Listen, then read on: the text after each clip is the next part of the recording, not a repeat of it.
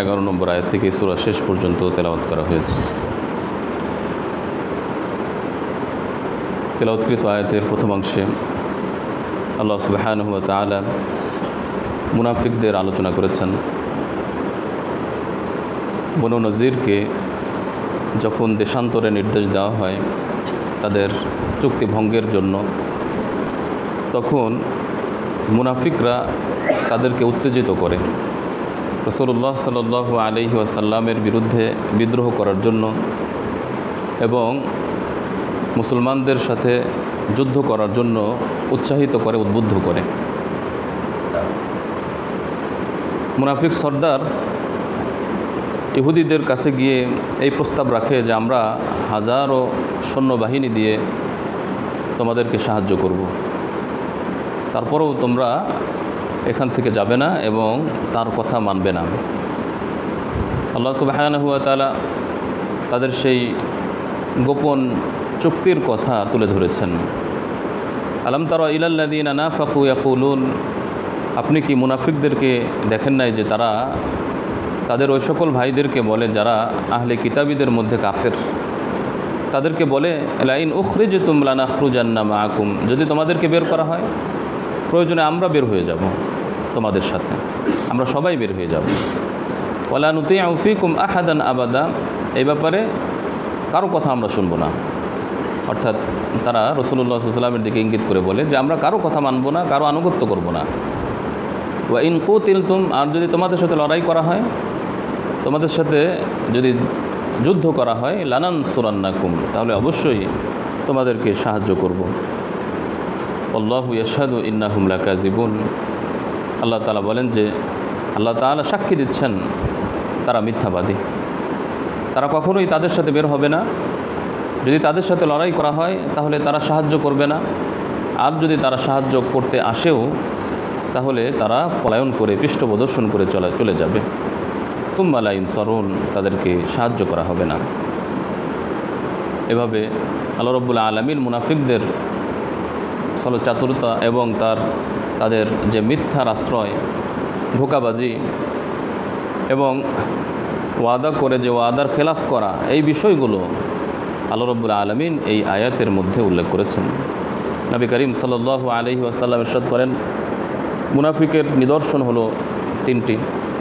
যখন সে কথা বলে তখন মিথ্যা বলে, ওয়াদা করলে খেলাফ করে, ভঙ্গ করে, এবং আমানত রাখা হলে আমানতের খেয়ানত করে।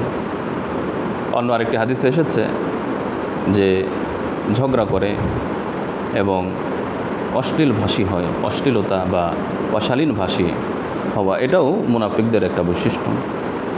অর্থাৎ এই সকল কাজ করলে মুনাফিকদের বৈশিষ্ট্য আসে। এক পর্যায়ে এমন হতে পারে যে যারা এই কাজে চূড়ান্ত অভ্যস্ত হয়ে যায় তারা মুনাফিক হয়ে যাবে এবং কাফের হয়ে যেতে পারে। সুতরাং মুনাফিকদের এই সকল বৈশিষ্ট্য থেকে আমাদের বেঁচে থাকতে হবে। আল্লাহ রাব্বুল আলামিন মুনাফিকদের এবং কাফের মুশরিকদের ব্যাপারে ইরশাদ করছেন যে আসলে তাদের অন্তরে আল্লাহর থেকেও তোমাদের ভয় বেশি। তোমাদের প্রভাব প্রতিপত্তির কারণে তারা আল্লাহকে ততটুকু ভয় করে না যতটুকু তোমাদেরকে ভয় করে, অথচ আল্লাহকে সবচেয়ে বেশি ভয় করা উচিত। তারা হলো এমন জাতি যে জাতি বোঝে না, নির্বোধ জাতি। পাশাপাশি আল্লাহ রাব্বুল আলামিন মুমিনদের শক্তিশালী করার জন্য, মনোবল বৃদ্ধির জন্য ইরশাদ করছেন যে লা ইউকাতিলুনাকুম জামিআ, তারা তোমাদের সাথে একত্রে সংঘবদ্ধভাবে লড়াই করবে না। তবে হ্যাঁ, তারা সংঘবদ্ধভাবে লড়াই করবে যদি তারা সুরক্ষিত কোনো এলাকায় অবস্থান করে অথবা কোনো দুর্গের অভ্যন্তরে বা দেয়ালের অভ্যন্তরে যদি থাকে, তাহলে সেখান থেকে তোমাদের বিরুদ্ধে লড়াই করবে। অর্থাৎ তারা সম্মুখ সমরে মুখোমুখি যুদ্ধ করবে না, সেই সাহস, সেই সক্ষমতা তাদের নাই। তবে তারা আকাশ থেকে বিমান দিয়ে বোমা বর্ষণ করতে পারবে, তারা সেফ জোন থেকে ক্ষেপণাস্ত্র ফেলতে পারবে, কিন্তু সম্মুখ সমরে মুখোমুখি লড়াই করার ক্ষমতা তাদেরকে আল্লাহ তাআলা দেন নাই। যে সাহস, যেই সক্ষমতা আল্লাহ রাব্বুল আলামিন মুমিন মুজাহিদদেরকে দিয়েছেন, কাফের মুশরিকদেরকে তা দেন নাই। আল্লাহ রাব্বুল আলামিন বলেন বাসুহুম বাইনাহুম শাদীদ, তাদের লড়াইগুলো মনে হবে অনেক কঠোর এবং মনে হবে যে তারা অত্যন্ত সুদৃঢ় এবং শক্তিশালী। তাহসাবুহুম জামিআ, তাদেরকে তোমরা ঐক্যবদ্ধ মনে করবে। যেমন মুসলিমদের বিরুদ্ধে সমস্ত কাফের মুশরিক ইহুদি সকলেই একাট্টা হতে পারে, মনে হবে যে তারা সব একত্রে তারা ঐক্যমত্য পোষণ করেছে, ঐক্যবদ্ধ হয়ে গিয়েছে, কিন্তু প্রকৃতপক্ষে তারা ঐক্যবদ্ধ নয়। বা কুলুবুহুম শাত্তা, তাদের অন্তর হলো বিভিন্ন দলে বিভক্ত, বিভিন্ন মতাদর্শে বিভক্ত। যালিকা বিআন্নাহুম কওমুন লা ইয়াকিলুন, তারা হলো এমন সম্প্রদায় যে সম্প্রদায় অনুধাবন করতে পারে না। আল্লাহ সুবহানাহু ওয়া তাআলা এই সকল কামাসালিল্লাযীন, এই সকল ইহুদিদের পরিণতি সম্পর্কে ইরশাদ করে বলেন যে কামাসালিল্লাযীনা মিন ক্বাবলিহিম করিবান, যারা নিকট অতীতে অতিবাহিত হয়ে গিয়েছে তাদের দৃষ্টান্তের মতো তাদের দৃষ্টান্ত। অর্থাৎ এই যে বনু নজিরকে দেশান্তর করে দেওয়া হচ্ছে, এই বনু নজিরের আগে আরেকটি ইহুদি সম্প্রদায় ছিল যার নাম ছিল বনু কাইনুকা। বনু কাইনুকাও রাসূলুল্লাহ সাল্লাল্লাহু আলাইহি ওয়াসাল্লামের শান্তি চুক্তির মধ্যে অন্তর্ভুক্ত ছিল, কিন্তু তারাও নবী করিম সাল্লাল্লাহু আলাইহি ওয়াসাল্লাম এবং মুসলমানদের সাথে চুক্তি ভঙ্গ করে এবং তাদেরকেও দেশান্তর করার নির্দেশনা দেওয়া হয়েছিল। তো তাদেরকে যেভাবে দেশান্তর করার নির্দেশনা দেওয়া হয়েছিল এদের পরিণতিও এমন হবে। অর্থাৎ এই আয়াতগুলো নাজিল হয়েছে যখন তারা দুর্গে অবস্থান করছিল। 10 দিন পর্যন্ত তারা দুর্গে অবস্থান করে মুসলমানদের বিরুদ্ধে লড়াই করার কথা ঘোষণা দিয়ে যাচ্ছিল। এই আয়াতগুলো আগেই বর্ণনা করে নাজিল করে আল্লাহ রাব্বুল আলামিন মুমিনদেরকে সান্ত্বনা দিচ্ছেন এবং মনোবল বৃদ্ধি করছেন যে তাদের দৃষ্টান্ত হবে অতীত যেই দলের পরিণতি হয়েছে সেই দলের মতো। আসলে বনু নজিরের দেশান্তরের ঘটনা ঘটেছে তৃতীয়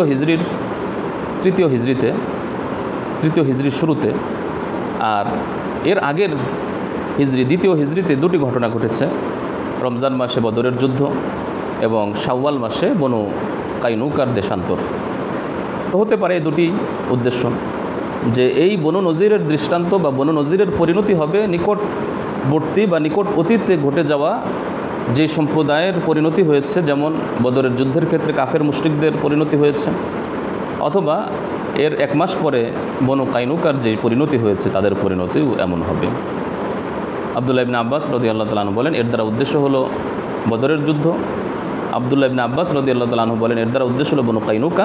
আর মুজাহিদ রহমতুল্লাহ আলাইহি বলেন এর দ্বারা উদ্দেশ্য হচ্ছে বদরের যুদ্ধের ঘটনা। তো যা হোক, যেটাই হোক, তাদের পরিণতি অত্যন্ত শোচনীয় হবে। তারাও আত্মসমর্পণ করবে এবং তারা পরাজিত হবে। যাকু আবালা আমরিহিম ওয়ালাহুম আযাবুন আলিম, তারা তাদের কাজের কুফল তারা আস্বাদন করবে, ভোগ করবে এবং তাদের জন্য রয়েছে কঠিন শাস্তি। তাদের দৃষ্টান্ত শয়তানের মতো, অর্থাৎ মুনাফিকদের দৃষ্টান্ত হচ্ছে শয়তানের মতো। শয়তান যেভাবে মানুষের অগোচরে কুমন্ত্রণা দিয়ে কাফের মানুষদেরকে কুফরি করে বা কুফরি করার জন্য উদ্বুদ্ধ করে, কাফের বানানোর চেষ্টা করে, এরপর যখন মানুষ শয়তানের প্ররোচনা এবং প্রবঞ্চনায় পড়ে কুফরি অবলম্বন করে কাফের হয়ে যায়, তখন সে আত্মগোপন করে, চম্পট মারে এবং সে বলে যে আমি তোমার থেকে মুক্ত, আমার কোনো দোষ নাই, আমি রব্বুল আলামিনকে ভয় করি। তো তাদের অবস্থা হলো এমন, মুনাফিকদের অবস্থা হলো এমন। তারা উত্তেজিত করছে, তারা ইহুদিদেরকে যুদ্ধের জন্য প্ররোচিত করছে, কিন্তু যখন দেখেছে যে অবস্থা বেগতিক তখন তারা সেখান থেকে চম্পট মেরেছে এবং তারা দায় মুক্তির ঘোষণা দিয়েছে। সুতরাং উভয়ের পরিণতি হবে অত্যন্ত ভয়াবহ। অর্থাৎ এই মুনাফিক এবং ইহুদি, অথবা যারা মন্দ কাজ করতে বলে, কুফরি করতে বলে, এবং যারা মন্দ কাজ এবং কুফরি কাজ করে, উভয়ের পরিণতি হবে অত্যন্ত ভয়াবহ। আন্নাহুমা ফিন্নার, উভয় জাহান্নামে থাকবে, জাহান্নামে যাবে। খালিদাইনে ফিহা, সেখানে তারা চিরকাল থাকবে। ওয়াযালিকা জাযাউয যালিমিন, এবং জালিমদের এটাই হলো জালেমদের জাযা, এটাই হলো অন্যায়কারী অপরাধকারীদের শাস্তি। এরপর আল্লাহ রাব্বুল আলামিন মুমিনদেরকে, মুসলিমদেরকে উপদেশ দিচ্ছেন যে হে ঈমানদারগণ, আল্লাহকে ভয় করো এবং ওয়ালতানজুর নাফসুন, প্রত্যেকেই যেন চিন্তা করে মা কদ্দামাত লিগাদ, আগামীকালের জন্য সে কি প্রেরণ করেছে। অর্থাৎ তোমরা প্রত্যেকেই আত্মপর্যালোচনা করো, পরকালের জন্য কতটুকু প্রস্তুতি গ্রহণ করেছ। দুনিয়ার এই ক্ষণস্থায়ী জীবন অতিবাহিত হয়ে চলছে। পরকাল হচ্ছে চিরস্থায়ী জগৎ। পরকালের সফলতাই প্রকৃত সফলতা, পরকালের ব্যর্থতাই প্রকৃত ব্যর্থতা। সুতরাং পরকালের জন্য কি প্রেরণ করেছো, কি আমল করেছো, কতটুকু আমল করার কথা ছিল, কতটুকু করেছো, কতটুকু অন্যায় করেছো, অথচ এই অন্যায়গুলো করার কথা ছিল না। তোমরা আত্মপর্যালোচনা করো এবং আল্লাহকে ভয় করো।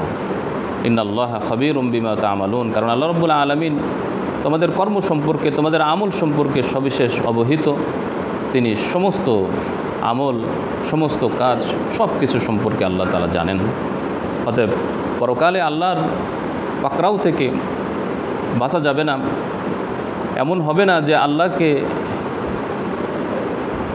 ধোঁকা দেওয়া যাবে, এমন হবে না যে আমরা আমল করেছি মন্দ আমল, সে আমল আল্লাহর নলেজে থাকবে না বা রেকর্ডে থাকবে না, এমনটি হবে না। সুতরাং তোমরা এখনই প্রস্তুতি গ্রহণ করো। আল্লাহ রাব্বুল আলামিন কিয়ামতের দিবসকে বলেছেন যে আগামীকালের জন্য তোমরা কি প্রেরণ করেছো তা চিন্তা করে দেখো। কিয়ামতকে আগামীকাল এই জন্য বলা হয়েছে যে কারণ কিয়ামত নিকটবর্তী। আগামীকাল দ্বারা উদ্দেশ্য নিকটবর্তী, আর যে জিনিস নিকটবর্তী সেটা আগামীকালের মতোই। কিয়ামত যেহেতু সংগঠিত হবে এতে কোনো সন্দেহ নেই, এজন্য কিয়ামতকে আগামীকালের সাথে তুলনা দেওয়া হয়েছে।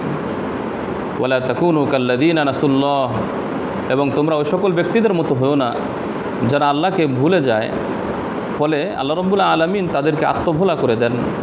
তারা গাফিল হয়ে যায়, আল্লাহর দায়িত্ব, আল্লাহর আনুগত্য, আল্লাহর হুকুম আহকামকে ভুলে যায় এবং মনে করে যে আমরা সঠিক পথে আছি, অথচ তারা হলো পাপাচার।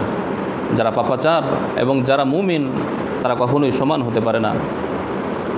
আফামান কানা মুমিনান কামান কানা ফাসিকা, যারা মুমিন এবং যারা ফাসিক তারা কি সমান?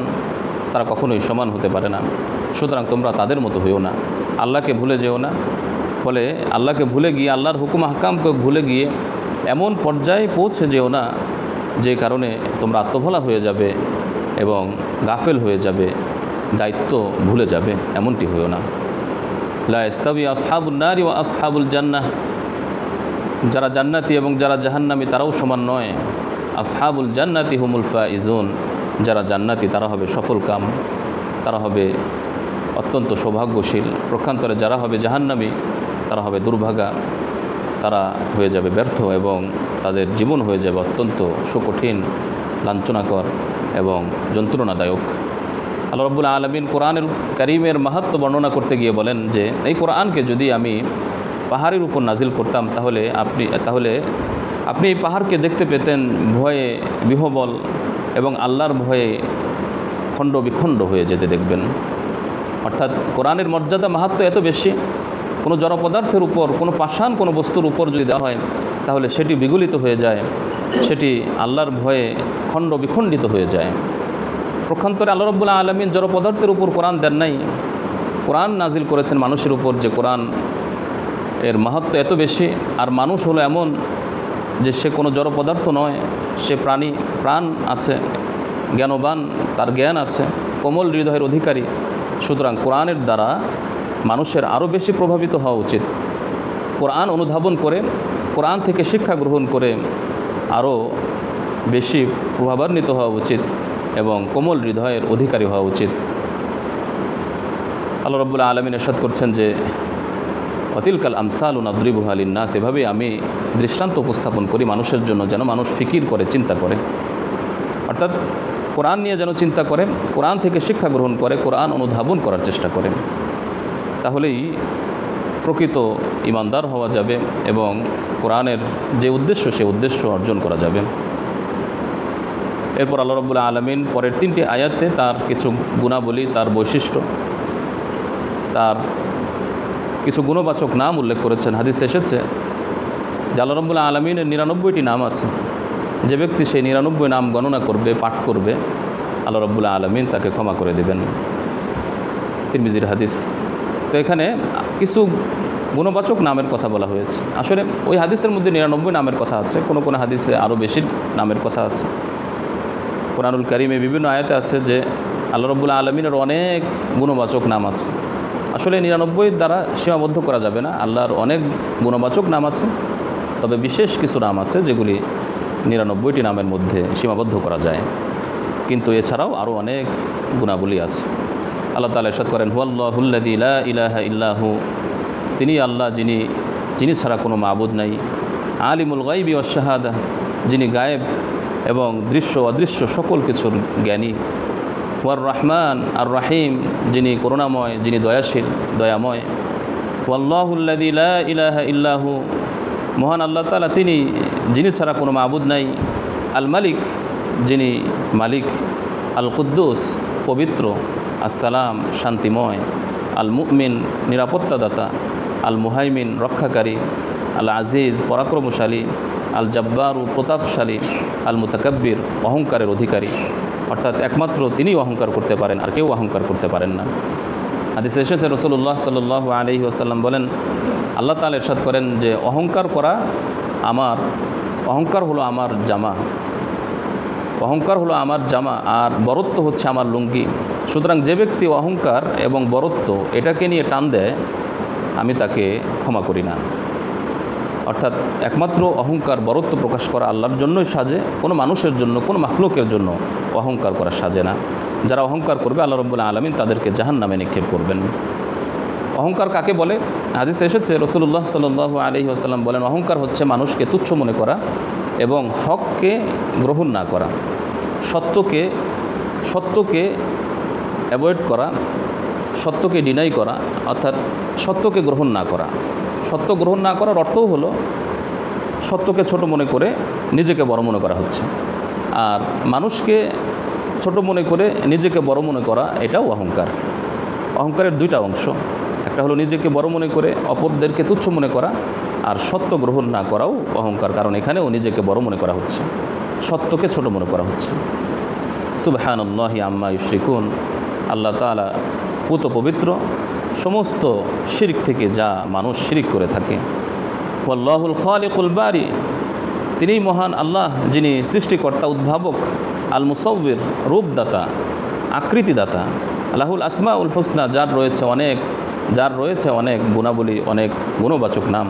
ইউসাব্বিহু লাহু মা ফিস সামাওয়াতি ওয়াল আরদ, আসমান এবং জমিনে যা কিছু আছে সব কিছু তার মহিমা বর্ণনা করে। ওয়া হুয়াল আজিজুল হাকিম, তিনি পরাক্রমশালী, প্রজ্ঞাময়। এভাবে আল্লাহ রাব্বুল আলামিন নিজের গুণাবলী, গুণবাচক নাম, নিজের প্রশংসা জ্ঞাপন করেছেন।